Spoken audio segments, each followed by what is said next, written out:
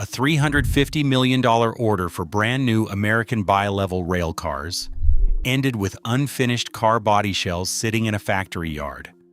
Not one ever entered service. The reason why explains everything that follows.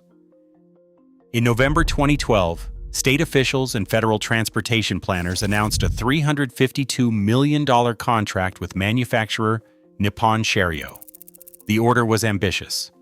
130 brand new high-speed bi-level passenger cars designed to modernize regional corridors. This represented a major investment in double-decker rail travel, aiming to inject modern capacity into a system starved for new equipment. Yet 3 years later, the entire program came to a sudden halt. During the summer of 2015, the first prototype underwent federally mandated crash strength certification. It failed the structural test. Rather than successfully revising the design, the manufacturer and its partners ultimately abandoned the project, and the contract was officially canceled. This left behind only the physical remnants of a broken domestic supply chain. Today, unfinished car bodies, the bare structural steel shells of the rail cars, sit idle in a factory yard in Rochelle, Illinois. They serve as stark, physical evidence of a procurement effort that collapsed before delivering a single passenger. This collapse left a massive void. When a massive multi-year replacement program vanishes, the burden of keeping passengers moving falls entirely on the equipment already on the rails. Without a successor, Amtrak was forced to keep running a fleet of double-deckers that was already decades old, pushing these veteran cars far past their design limits. To understand the true cost of this failure, we have to look at the workhorse of the Western rails, the legendary passenger train these unfinished shells were meant to relieve, the Amtrak Superliner. Standing roughly 16 feet tall, the Superliner is defined by its massive, two-level design. Across two distinct production generations, manufacturers built 479 of these cars, though Amtrak's books commonly describe the fleet as roughly 470 cars on paper. Together, these double-deckers represent the single largest concentrated capacity asset in the national passenger network. For more than 40 years, these cars have served as the absolute backbone of every Amtrak long-distance route west of Chicago. In the vast geography of the American West, passenger rail operates under a specific set of constraints. Low-level station platforms and immense distances between urban centers make onboard capacity incredibly valuable. By utilizing two complete passenger decks, the Superliner allowed Amtrak to maximize passenger volume without requiring longer, heavier train lines that would complicate operations on freight-dominated tracks. It became the indispensable workhorse of transcontinental travel, providing a high-capacity solution perfectly matched to the scale of the Western terrain. This was the exact fleet that the failed multi-state railcar order was designed to succeed and eventually replace.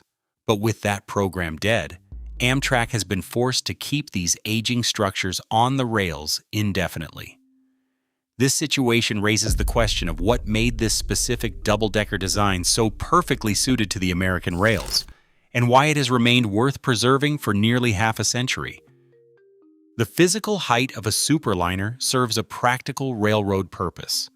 By placing the passenger seating area entirely on the upper deck, designers squeezed more seats into every foot of the train's length. This layout allowed Amtrak to avoid adding more cars to a consist, which would make the train longer, heavier, and harder to pull. Down below, the first level houses the entry vestibules, public restrooms, and service equipment. It also contains the luggage racks. Keeping bulky baggage downstairs keeps the upper passenger aisles clear. On multi-day Western trips, this separation prevents luggage piles from blocking exits and reduces noise in the seating areas. The sleeping cars operate on this same bi-level plan. By stacking rooms, these cars pack more bedrooms and roomettes into the same physical footprint than a single-level car. This space advantage is highly route-specific, making it ideal for the long Western runs where trains must operate self-sufficiently over long distances. To complete the train set, the Sightseer Lounge features large panoramic windows that curve upward into the ceiling, giving passengers an unobstructed view of the passing terrain. Within a single train consist the double-decker design packages, high passenger capacity, overnight rooms, and scenic viewing spaces without requiring a massive, unwieldy train line. This design works because the western routes possess the vertical clearance to accommodate it, offering specialized operational advantages that single-level trains cannot easily replicate on these specific corridors. In 1954, the Atchison, Topeka, and Santa Fe Railway received 2 prototype passenger cars from the Budd Company that would rewrite the rules of American rail travel. Facing intense competition from airlines and highways, private railroads needed to squeeze more revenue out of every run while offering passengers better views. Budd's solution was the high-level car.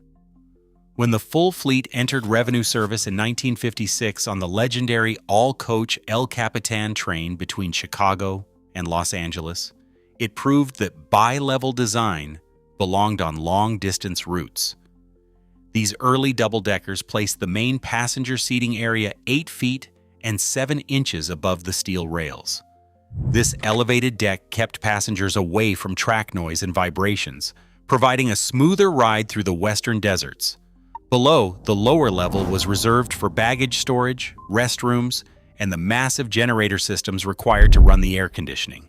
It was a self-contained, high-capacity system tested and refined across millions of transcontinental miles. When Amtrak took over the nation's failing passenger lines in 1971, it inherited 73 of these rugged Budd high-level cars. At a time when the new national carrier was struggling to keep trains running with a mismatched collection of older, single-level equipment, the Santa Fe fleet stood out as a clear success. Amtrak did not just run these inherited cars. They adopted their fundamental layout as the blueprint for a standardized national fleet. As they began rebuilding the network in the late 1970s, planners realized this Western solution was exactly what they needed to scale up passenger capacity. In April 1975, Amtrak finalized a contract with manufacturer Pullman Standard to build the first generation of these modernized double-deckers. Delivered between 1979 and 1981, this initial run of 284 Superliner 1 cars established the standard transcontinental lineup. The fleet was divided into 5 distinct configurations: coaches, coach baggages, sleepers, diners, and the first sightseer lounges. This delivery was the last major passenger car contract Pullman Standard ever fulfilled. A decade later, Amtrak expanded the platform. In 1991, the railroad contracted Bombardier Transportation to build the Superliner 2, acquiring 195 additional cars between 1991 and 1996. While preserving the exact exterior clearance profile of the original Budd-inspired design, these second-generation cars incorporated technical refinements, including GSYG 70 riding trucks, early wheelchair-accessible lower decks, and transition sleepers designed to link double-deckers with single-level equipment. The final Bombardier delivery in 1996 marked the end of the line. No Superliner 3 order followed. For a specialized fleet with a standard design life of 30 to 35 years, the lack of a third-generation contract created a massive structural problem. Passenger rail cars require years of engineering, federal funding battles, rigorous crash safety testing, and factory tooling before a single unit enters revenue service. By allowing decades to pass with a silent order book, Amtrak created a vast development gap, leaving the existing, aging fleet to run indefinitely without any planned replacement on the horizon. The passage of time on a railroad is measured in metal fatigue and thermal cycles. Today, the earliest Superliner 1 cars have been in continuous service for more than 40 years, while the younger Superliner 2 fleet is rapidly approaching 3 decades on the rails. In passenger rail transport, vehicles do not typically remain on frontline, long-distance service for half a century without a complete structural intervention. Normally, a passenger car undergoes a deep midlife rebuild. This process strips the vehicle down to its bare frame, replacing structural steel, renewing heavy wiring, rebuilding air brake systems, and updating the mechanical undercarriage to reset the car's operational clock. Instead, Amtrak's capital planning took a different path. Beginning in 2021, the railroad launched an interior refurbishment program. This effort upgraded visible elements, replacing seat cushions, laying new carpets, installing LED lighting, and refreshing the upholstery. These cosmetic updates left the underlying structural systems untouched. The work did not renew the car body, modernize the aging HVAC systems, or secure a reliable supply of out-of-production spare parts. The lack of a fleet-wide structural rebuilding program was not the result of a single maintenance decision, but rather decades of deferred capital planning. It left the physical skeleton of the Superliner fleet aging under a polished skin. As these veteran double-deckers continue to log millions of miles, the fundamental question shifts from nominal ownership to operational reality. How many of these cars can actually be coupled to a train tomorrow morning? On Amtrak's official ledgers, the Superliner fleet looks healthy. General inventory reports and public statements frequently refer to approximately 380 cars remaining in the roster. For a national network operating a limited number of long-distance routes, a fleet of nearly 400 massive double-decker cars should offer a comfortable buffer. But on a railroad, the ledger is not the track. This is where the numbers start to lie. The headline total of 380 cars represents ownership, not operational availability.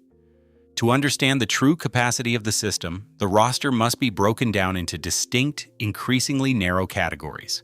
There are cars owned, cars remaining, cars active, and, lastly, cars actually ready for assignment to a daily consist. When public reports list a healthy fleet size, they often blur these boundaries. A car that has been sitting idle in a yard for 3 years, missing key electrical components or waiting for out-of-production brake parts, is still counted as part of the fleet. Wrecked units sitting on blocks and cars slowly being cannibalized to keep other vehicles running remain on the books as assets. A daily train can continue to depart on time even as the underlying spare pool shrinks to nothing.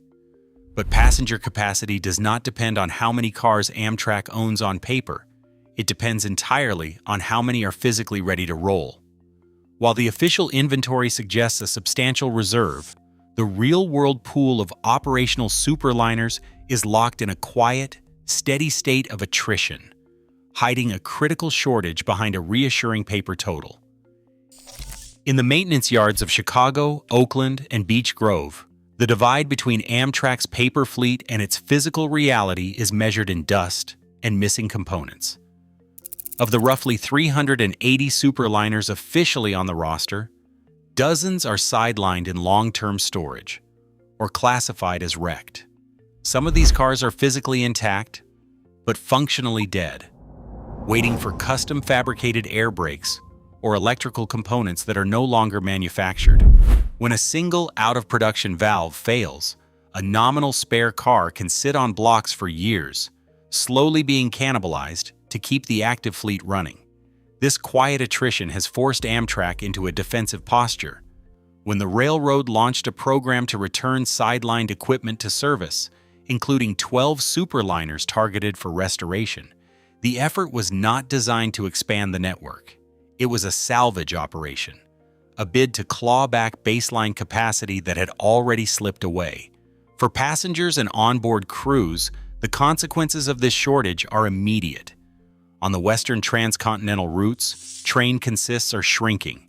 The Empire Builder and the California Zephyr frequently run during peak summer seasons with fewer coaches and reduced sleeper inventory.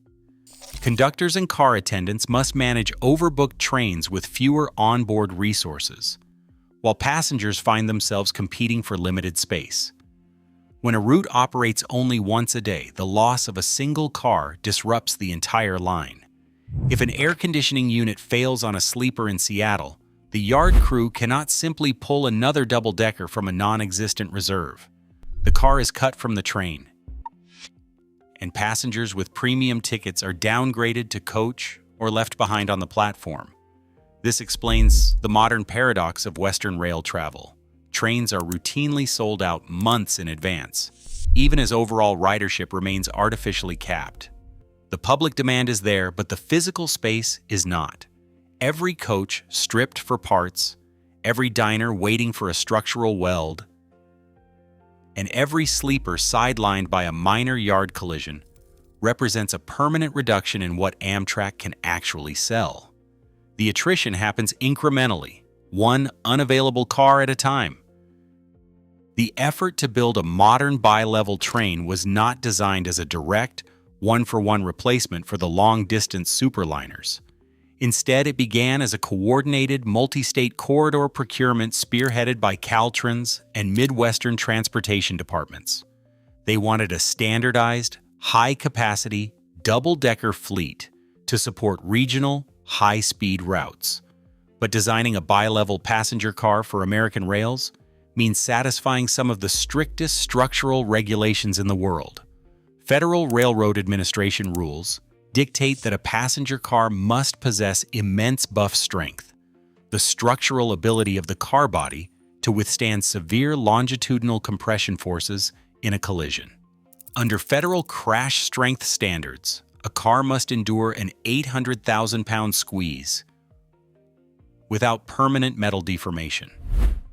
During a full-scale compression test in August 2015, Nippon Sharyo's prototype car body buckled.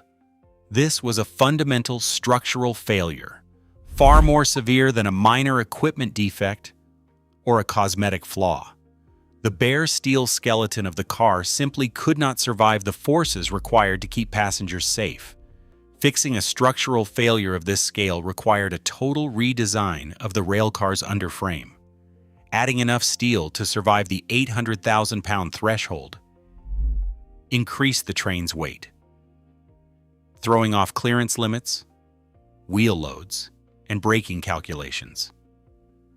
Every change triggered a cascade of engineering problems, demanding months of retesting and pushing the project further behind schedule.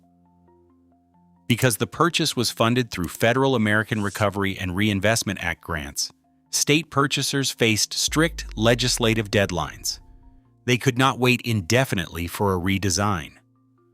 With funding deadlines expiring and no viable design ready, Caltrans terminated the contract in July 2017, shifting the order to Siemens for single-level cars. For Nippon Sharyo, the loss of this massive order proved fatal to its American operations. After issuing successive rounds of layoffs, the company closed its assembly facility in Rochelle, Illinois, ending its presence in the United States. This closure did more than end a single contract. It dismantled a domestic production pathway. Because modern safety standards make copying the original 1970s Superliner design legally impossible, the collapse left the domestic rail industry with no active manufacturer capable of building a heavy, high-capacity, double-decker passenger car. A lack of factories is only part of the problem. A parallel challenge lies in the shifting rules that govern how trains interface with stations. Central to this is the requirement for level boarding.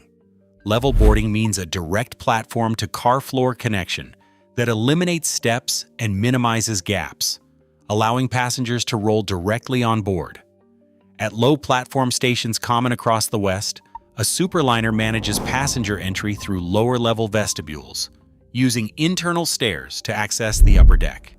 While a bi-level car can remain accessible under federal standards by placing certain seats and restrooms downstairs, it cannot provide universal level boarding at high platform stations. Modern accessibility expectations for newly built equipment favor a continuous, single-level floor plan from end to end. Outside of boarding requirements, the Superliner faces hard physical barriers. Standing over 16 feet tall, its high profile has never fit through the historic Northeast Corridor tunnels, such as the century-old North River Tunnel into New York. This physical height limits where these double-deckers can run.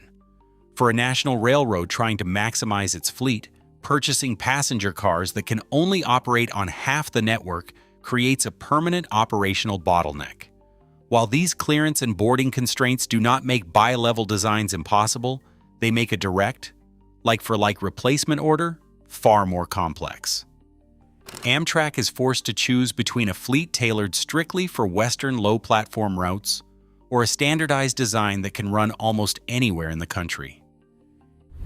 In December 2022, Amtrak finalized a contract for its next-generation corridor fleet, the Amtrak Aero. Built by Siemens, the Aero is a single-level train-set platform designed for regional corridors, not the vast distances of the Western overnight network. This massive commitment revealed a clear pattern in how capital was allocated across the network. While state-supported and Northeast Corridor routes received immediate fleet upgrades, the replacement of the aging transcontinental long-distance cars proceeded at a far slower pace. Within Amtrak's administrative offices, a universal, single-level fleet represented a highly rational goal. Standardizing around one vehicle type would simplify maintenance facilities, streamline spare parts inventory, and establish common repair routines nationwide. Amtrak President Roger Harris publicly stated that a uniform single-level layout would deliver a more consistent and accessible customer experience. From an operational standpoint, this standard direction appeared logical, yet it failed to resolve the physical capacity reality of the American West. A single-level coach cannot match the seating density or lower deck utility of a Superliner without requiring longer, heavier train sets on freight-dominated tracks. This strategy was not an explicit public decision to eliminate long-distance trains. Instead, it reflected the internal competition for limited capital. For decades, Amtrak's long-distance routes have operated as a legacy obligation, competing for attention and funding against higher-profile corridor projects. The Superliner's retirement was not a targeted campaign, but the natural outcome of where leadership chose to focus its resources first. A major passenger fleet order requires a rigid sequence: planning, design, appropriations, solicitation, testing, manufacturing, and delivery. In federal passenger rail, these stages are tightly coupled. A bottleneck at any point does not just stall progress, it can push the entire program into a subsequent congressional funding cycle. Because Amtrak depends on annual federal grants, a multi-year delay means facing a new Congress with different legislative priorities and shifting budget constraints. This funding volatility penalizes custom engineering. Developing a custom bi-level railcar carries immense regulatory and structural risk. In contrast, single-level equipment is readily available from active domestic production lines. The Amtrak Office of Inspector General documented how early replacement efforts stalled due to unrealistic, infeasible design specifications. Demanding complex internal features, such as passenger elevator systems to connect the decks, proved physically unworkable, triggering an immediate 2-year schedule slippage. Every year lost to design revisions increases the mechanical strain on the remaining Superliners, driving up maintenance costs and shrinking daily capacity. This creates a self-reinforcing loop. As the aging fleet struggles to maintain basic service, the pressure to secure replacement trains intensifies. This mounting urgency leaves no time for the multi-year development cycle a new bi-level platform requires. Amtrak is forced to choose immediate, off-the-shelf solutions, which natively favor single-level designs. This systemic feedback loop, rather than a single administrative choice, is the mechanism quietly displacing the double-decker era. On routes that run only once a day, the math of train length is unforgiving. When a single Superliner coach or sleeping car is cut from a consist due to maintenance or parts shortages, it directly reduces the travel opportunities available to dozens of people. At the passenger level, these shrinking trains translate to fewer available seats, fewer private rooms, and a near total loss of flexibility during peak summer seasons when demand is highest. Families looking to travel together find tickets sold out months in advance, while last-minute travelers are shut out entirely. The impact extends far beyond capacity metrics to the very character of long-distance rail travel. The potential disappearance of the Sightseer Lounge represents the loss of a social and scenic space that defined the onboard experience. The lounge serves as a shared, rolling living room where passengers from all backgrounds gather to watch the passing terrain unfold through curved panoramic windows. While an airline can move a passenger from Chicago to Seattle in 4 hours, it cannot reproduce this multi-day shared trip through the mountains and plains. While the United States lets its double-decker era slip away, other passenger rail systems around the world are actively investing in the concept. In November 2025, Swiss Federal Railways awarded a contract to Siemens Mobility for 116 new double-deck trains valued at approximately 2 billion Swiss francs, aiming to expand regional capacity. In 2026, Eurostar announced plans to order up to 50 double-deck trains for its Channel Tunnel routes, a move designed to increase passenger capacity by 10% per train. Meanwhile, Japan continues to operate double-deck high-speed trains, building on a legacy of bi-level operations that includes the long-running E4 series Shinkansen. These foreign designs cannot be directly imported to run on American tracks due to different platform heights, safety regulations, and clearance profiles. However, their active development proves that double-deck capacity is not an obsolete concept. It remains a viable, active engineering choice utilized by modern transit systems worldwide.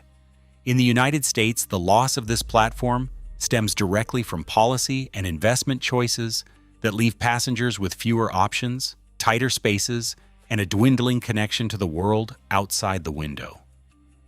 No executive at Amtrak ever cast a formal vote to end the double-decker era.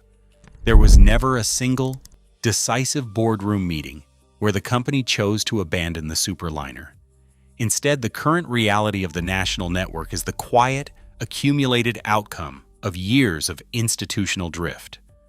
Repeated procurement delays slowly eroded the domestic manufacturing base, fractured the federal funding paths, and dissolved the railroad's original long-term procurement goals. Yet the physical record remains clear that the nation already designed, built, and operated highly successful, high-capacity, bi-level cars. Is the remaining obstacle engineering, regulation, infrastructure, or funding? Or is it a question of institutional intention? The past proves what was possible. Could America build another Superliner? Does anyone still intend to? Today, the Superliner's decline is the quiet consequence of institutional drift. While other nations build modern bi-levels, America's signature rail experience is fading through inaction. The tracks remain, and passenger demand has never been higher. Yet, as these iconic cars wear out, the true barrier isn't engineering. It is a question of resolve. Does anyone actually intend to build another Superliner? Let us know in the comments.